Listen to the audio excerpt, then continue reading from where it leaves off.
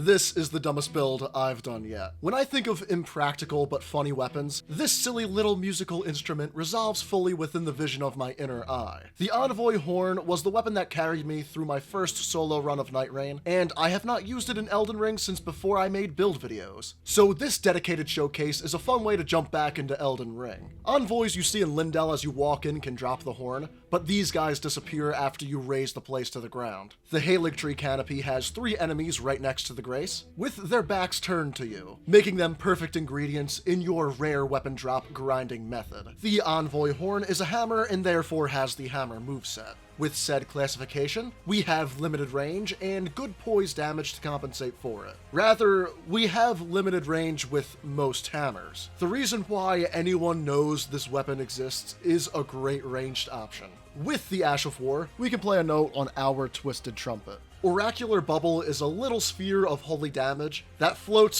slowly but surely to whatever you're locked onto. The range isn't best in game, but I had no problems with it outside of distant field bosses. This is a pure holy damage attack, based off the Faith stat, so I focused on leveling that to maximize the funny bubble damage. For late game, I did rearrange my stats off the Faith investment. I have beaten the game with pure holy damage before, but on my return playthrough to Elden Ring, I'm not doing that on max New Game Plus right now. I have Night Lords to kill, man. The 2 incantations I used were Golden Vow and Howl of Shabriri. Golden Vow boosts all damage by 15% and all damage negation by 10%, making it the best spell buff in the game. Howl of Shabriri boosts our damage, but also reduces our damage negation. If you know you can finish the enemy before they can hit you, there's no reason not to use this incantation. My playstyle varied throughout the run. At the start, with less tanky and holy resistant bosses, I leaned heavy on Oracular Bubble. If this was a lower New Game Plus cycle, I would have cleared many of the bosses before they reached me.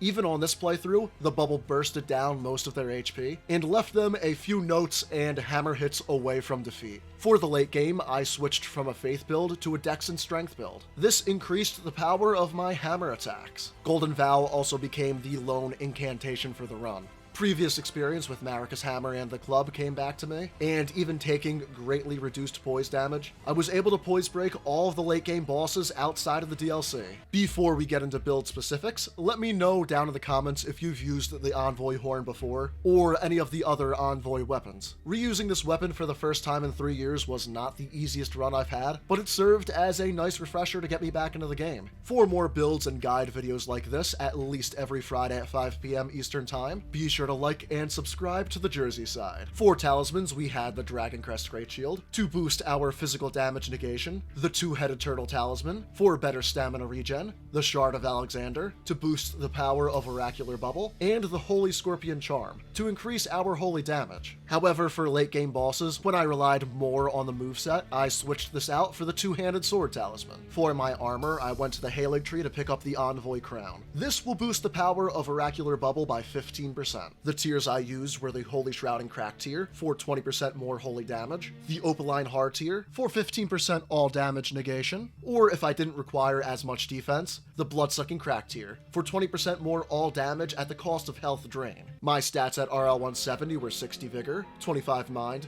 25 Endurance, 25 Strength, 38 Dexterity, and 60 Faith, since this is where our holy damage scales. For later in the run, I adjusted these stats a bit, changing over to 30 Endurance, 38 Strength, 55 Dexterity, and 25 Faith, just enough to use Golden Vow. The Envoy horn is not the greatest weapon to beat down bosses with, but it is one of the funniest. Outside of the meme value, if I was looking for a holy damage hammer, I would greatly prefer Marika's Hammer. But I have used that weapon in 2 runs before, and it's very nice using something funny every once in a while. For the next Elden Ring build video, whether it be next week or the week after that, expect to see a run of the Frozen Needle, another weapon I've been loving in Night Rain as of late.